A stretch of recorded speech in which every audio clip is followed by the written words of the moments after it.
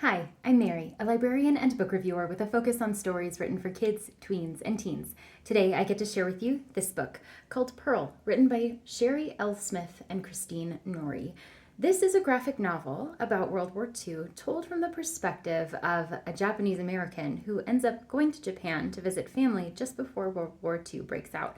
And because she's already in Japan and they're the enemy of the United States, she can't leave and go home. So Japan becomes her home. And as the war rages on, she finds herself translating for the Japanese because she can speak English, and learning about all of the things that were happening in the United States as a result of the war as well. So her family back in Hawaii ends up going to internment camps that were set up. During that time, she loses a brother, and she finds herself feeling more Japanese than American.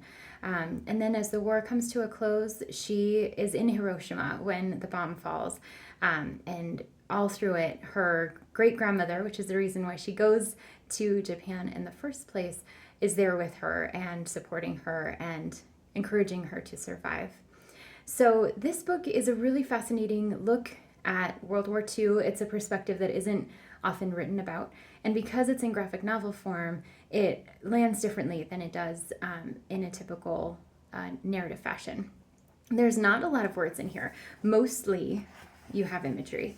And there's, occasions where words are happening. You see the carrots on the ends when folks are speaking Japanese with her.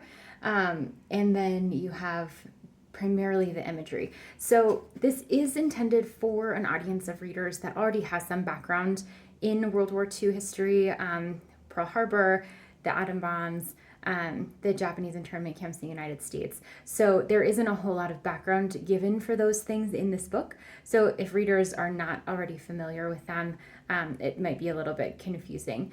Also, when you have the spirit of the great-grandmother, the imagery used for that can be a little bit frightening for younger readers. So just kind of keep that in mind as you are getting this into the hands of younger readers. Interestingly, there's a lot of Japanese language in here, Japanese culture, and then just the difference when you're a third culture kid, when you are belonging to more than one culture and don't really feel like you belong in any one in particular.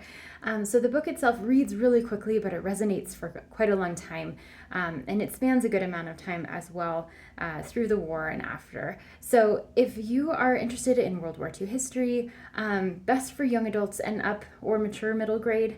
I would say definitely mature middle grade, not too much younger than that. Then this is a great story to incorporate into lessons about World War II and just learning about global history in general. So if this sounds like a great fit for you, your classroom, or someone you know, I hope you look for it at your favorite bookstore.